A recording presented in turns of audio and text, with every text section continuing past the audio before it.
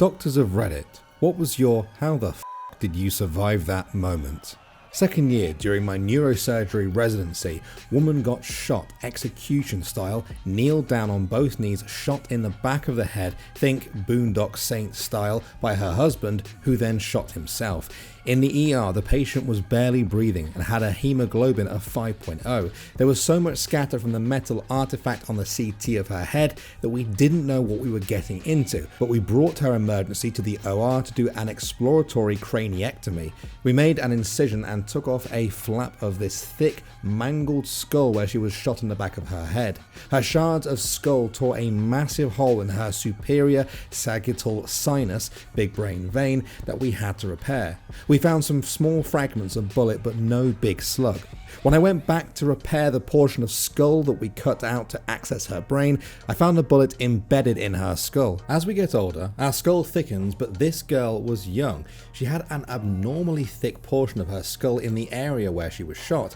After the case was over, I looked back at her CT and it was a miraculous abnormality. The patient ended up surviving with no neurological deficits. She is a completely normal and high-functioning individual in society at this time. This strange thickened portion of her skull saved her life. If she would have been shot anywhere else in her head at point blank, she would have undoubtedly lost her life. I'm not one for fate or higher powers, but this story always gives me the goosebumps. That is actually insane. Humans are like an iPhone. Sometimes they can survive a 10-foot drop, and sometimes they break when they get tossed on the bed. Not a doctor, but I'm a firefighter, so I see my fair share of trauma. About a year ago, we responded to a call that went out as an individual who had a car fall on his face. He was hotboxing in his garage while working underneath his car that was supported by scissor jacks. Something to note, the car didn't have any tyres on the front end where he was working. One of the scissor jacks had slipped out from underneath the car, and the whole weight of the car landed directly onto the side of his head with no tyres to stop the fall. We got our rubber airbags out, lifted the car, pulled him out and got him onto a stretcher. After taking 2,500 pounds of weight to the head, he somehow got out of it with a fractured orbital and a laceration on his cheek. I hate scissor jack, never trusted them. This is also why jack stands exist. First year of my core surgical training, I was on call in a very small rural hospital. This hospital only had 2 doctors on at night, me and a medical trainee, and no emergency doctors. It's about 11 PM and this guy, 26, comes in after being in a fight, blood pumping from his nose which was clearly fractured. I suspected he probably had other facial fractures underneath, but he was awake and talking to me, otherwise seemed fine.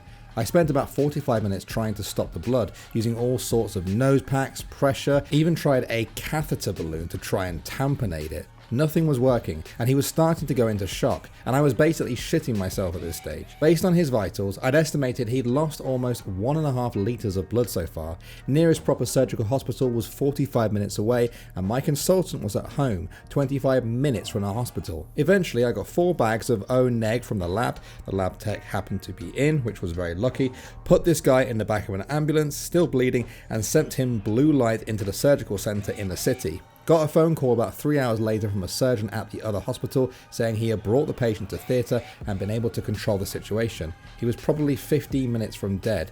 If you come into that kind of small hospital with that much bleeding, all stats say you're in trouble. The guy was very lucky his friends got him in so quickly. That's the worst thing about working in a rural hospital. Not only are you understaffed, but people in rural communities always have the most inventive, gnarliest injuries. Well done for saving his life. I had a patient that attempted suicide with an AR-15 under the chin, put a hole in the soft tissues of the floor of his mouth, in his tongue, in his hard palate, and then split the hemispheres of his brain perfectly, finally popping out the top of his skull. He recovered fully. What? I'm actually squeezing my head as I say this. Ow. Ooh. I was a surgical resident in a small town hospital. We got paged to see a patient for a speared piece of driftwood through the leg. We were thinking it was a nicked femoral artery and discussing if this poor kid needed amputation when we saw him. He was standing on the skewered leg taking a piss. Turns out the wood missed every single one of his vital vessels and no fracture, just muscular damage. Did you just come around a corner in the hallway and he was pissing on the wall? Or did you chase him into the bathrooms? Probably a portable urinal. By the way, I know that North Americans say urinal, but surprise, surprise, we say urinal in the UK. There you go. Junior Doc on the trauma team. Doors to resus fly open to reveal a man carrying a second blood-soaked man in his arms. Get him onto a stretcher and it is clear he has gunshot wounds to his chest and has gone into cardiac arrest. Acetol. Chest compressions start and within minutes the A&E consultant is performing an open thoracotomy in order to start cardiac massage. Cardiothoracics join us quickly and get to work on the heart. A hole in the right ventricle is identified and plugged with a Foley catheter. All the while, bag after bag of O-neg is being pushed into the patient in an attempt to replace everything that has pumped out of his heart and into his thoracic cavity. 15 to 20 minutes into this, the impossible happens. We get ROSC. The heart starts beating on its own. Patient is taken directly to theatre where the hole is definitively repaired and bilateral chest drains are inserted to drain the blood filling his lungs, technically the pleural space. Somehow his heart continued beating and after a couple of weeks on ITU, the patient is returned to the trauma ward awake and alert. Several weeks, some mild hypoxic brain injury and a gnarly chest scar later, and he walks off the ward with his dad, the man who carried him in. That's like something out of a TV series. It is. That's why they needed the A&E consultant. Aha. Emergency nurse. Once had a guy come in who had been cutting a tree with a chainsaw when it hit a knot in the wood and kicked up into his neck. Finished cutting the tree because he knew his wife would make him get rid of the chainsaw, put a towel on it and drove himself to the hospital. CT showed no vascular damage, simple washout and home the next day. One of the paramedics who saw him said to his patient, "That's a real emergency, why don't we ever get those?"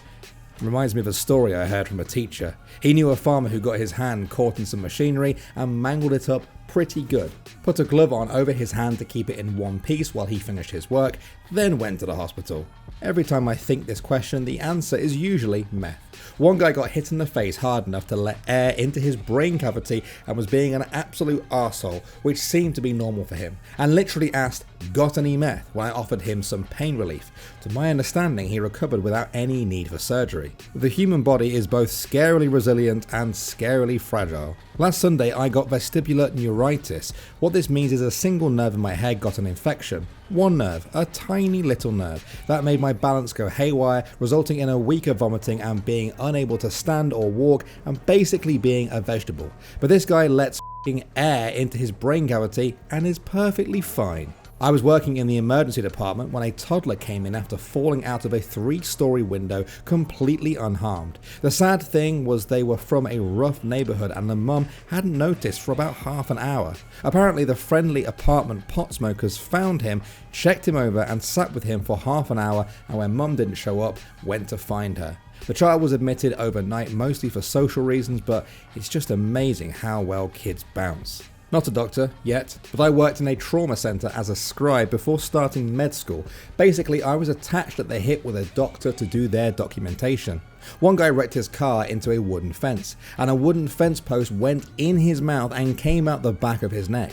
It was the kind of fence post that was double the size of his mouth. It had basically pushed all of the important anatomy to the side as it impaled him. There were consulting doctors for like 10 different specialties working on this guy in the hospital. Several weeks later, after he fully recovered, he walked back into the emergency department to thank everyone. Verbally? Not a doctor, but paramedic. Once had a car wreck where a drunk drove head first into the corner of a brick bridge at 100 miles per hour, took a huge wedge out of the bottom of the bridge and left the car about a quarter of its normal length. All the impact was on the driver's side. Turned up only 2 minutes after the crash and fully expected it to be a fatality. Walked round to the driver's side and somehow he was fully conscious but squeezed into the only space left in the car. Took almost 3 hours to get him out, and on extracting him out he had absolutely nothing wrong with him other than being a pissed up arsehole. Still think, how the fuck did he survive that? I've seen a photo of a similar situation. Serious accident, multi-car on a highway. When they realised there was a crunch vehicle between 2 other vehicles, these vehicles were each half their original size from impacts. They assumed the person inside the barely seeable vehicle was liquefied. I don't know the accident details other than that. He had been driving a pickup truck, he was alive, didn't lose any limbs but had a few minor injuries. The vehicle somehow perfectly wrapped around the driver's seat, giving this man a metal cocoon. Good thing he didn't have any passengers. There's a picture of this guy in his cocoon smiling at the camera while waiting for help. Not a doctor, but a friend's story. He'd been feeling like shit for a long time, went to the doctor ordered a bunch of blood tests and ordered them on a rush basis. The lab calls the doctor to bitch him out. Why the f did you make us rush these tests? Doctor is confused. Lab is like, this guy is clearly dead, so what's the f***ing rush? Doctor calls him, tells him to not drive but to get himself to emergency ASAP. Guy was a type 1 diabetic. Hadn't realised it until way later in life, and apparently his blood work suggested he was a corpse rather than a living person. He's still doing fine. I work in the lab and we have had several not compatible with life results where the patient's body had so slowly become accustomed to the bad levels that they were actually doing only poorly instead of dead. The human body is a magical thing. Not a doctor yet, but during one of my night shifts as a medical student, I had to take charge of a patient who came to the ER for a car accident. Well, that's quite common. What is not is that he came by himself from 40 kilometers away by calling a taxi because his car was absolutely wrecked in the accident. Normally, when your car ends up upside down after 2 or 3 rolls over at 60 kilometers an hour, which the patient did, you are not really fine. However, he was totally okay. No broken bones, no head trauma, no abdominal pain, nothing. He just came to the ER because he had little dermabrasions over his knees and one elbow, and it hurts when it rubs against my clothes. 3 band-aids later, and he was good to go. Gotta be the seatbelt that saved him. Yeah, always wear your seatbelt, guys.